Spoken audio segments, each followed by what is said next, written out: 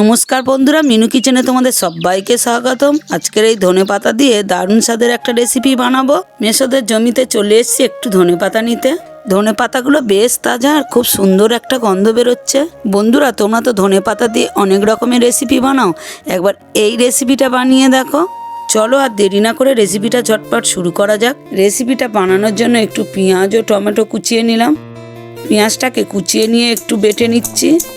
ধনেপাতা ও কাঁচা লঙ্কা একটু বেটে নিচ্ছি। তোমরা যে যেমন ঝাল খাবে তেমনই ঝাল নিয়ে নেবে। এখন বাজারে গেলে ধনেপাতা খুবই সস্তা, যে কেউ এই রেসিপিটা বানিয়ে ফেলতে পারবে। জল ঝারিয়ে রাখা টক দইটা ভালো করে একটু ফাটিয়ে নিলাম, একটা ক্রিম টাইপের তৈরি করে নিচ্ছি। তোমরা তো চিকেন নানান রকমের বানিয়ে থাকো, একবার চিকেনটা এইভাবে বানিয়ে দেখো। ধনেপাতা বাটাটা দিয়ে দিলাম ও সাথে নিয়ে নিলাম পরিমাণ মতো একটু নুন, পরিমাণ মতো জিরের গুঁড়ো, লঙ্কা গুঁড়ো, হলুদ গুঁড়ো দিয়ে দিলাম, 1 টেবিল চামচ রসুন বাটা দিয়ে দিলাম, 1 টেবিল চামচ আদা বাটা দিয়ে দিলাম, যে পেঁয়াজটা বেটে রেখেছিলাম দিয়ে দিলাম, ফাটানো টক দইটা দিয়ে দিলাম, পরিমাণ মতো একটু সর্ষের তেল দিয়ে ভালো করে ম্যারিনেট করে নিচ্ছি। ম্যারিনেটটা যত ভালো হবে চিকেনের টেস্টটা দ্বিগুণ বাড়বে এবং মশলাগুলো ভালো মতো চিকেনের মধ্যে মিশে যাবে। ম্যারিনেট করে নিয়ে চিকেনটাকে 1 ঘন্টার জন্য রেস্টে রেখে দিলাম। রেসিপিটা প্রায় অর্ধেকটা কাজ কমপ্লিট হয়ে গেছে।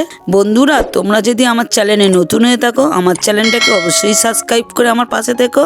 গরম কড়াইয়ে পরিমাণ মতো একটু সর্ষের তেল দিয়ে দিলাম, 2টো শুকনো লঙ্কা, গোটা গরম মশলা ও গোটা ধনে একটু পরিমাণ মতো দিয়ে দিলাম, সাথে 2টো তেজপাতা দিয়ে একটু নাড়িয়ে দিয়ে কুচিয়ে রাখা পেঁয়াজটা দিয়ে দিলাম, যে আরও একটু ভাজা ভাজা করে নিলাম। কুচিয়ে রাখা টমেটোটা দিয়ে দিলাম। বন্ধুরা, রেসিপিটা তোমরা কে কোথা থেকে দেখছো অবশ্যই আমাকে কমেন্টের মাধ্যমে জানাবে। 1 ঘন্টা পরে চিকেনটার মধ্যে মশলাটা ভালো মতো মিশে গেছে, একসাথে করে দিয়ে ভালো করে কষিয়ে নিচ্ছি। বন্ধুরা, এর আগে তোমরা যদি এইভাবে চিকেন বানিয়ে থাকো অবশ্যই আমাকে কমেন্টে জানাবে। গ্যাসটাকে হাই ফ্লেমে দিয়ে চিকেনটা ভালো করে কষিয়ে নিচ্ছি। কষাতে কষাতে একটু তেল ছেড়ে গেছে। এই সময় গ্যাসটাকে লো ফ্লেমে রেখে একটু ঢাকা দিয়ে ধৈর্য ধরে চিকেনটা রান্না করতে হবে। গ্যাসটাকে লো ফ্লেমে রাখার জন্য চিকেনটার মধ্যে থেকে অনেকটাই জল ছেড়ে গেছে। এই জলটার মধ্যে চিকেনটা যদি রান্না করা যায় এর টেস্টটা দ্বিগুণ বাড়বে। এইভাবে ঢাকা দিয়ে দিয়ে ধৈর্য ধরে একটু রান্নাটা করতে হবে এবং মাঝের মধ্যে একটু করে নাড়িয়ে দিতে হবে, তা নাহলে চিকেনটা পুড়ে যেতে পারে। তোমরা ম্যারিনেট করার সময় অবশ্যই টক দইটা দেবে। টক দইটা দিলে কি হবে, চিকেনটা অনেকটাই সফট হবে আর জল ছেড়ে যাবে।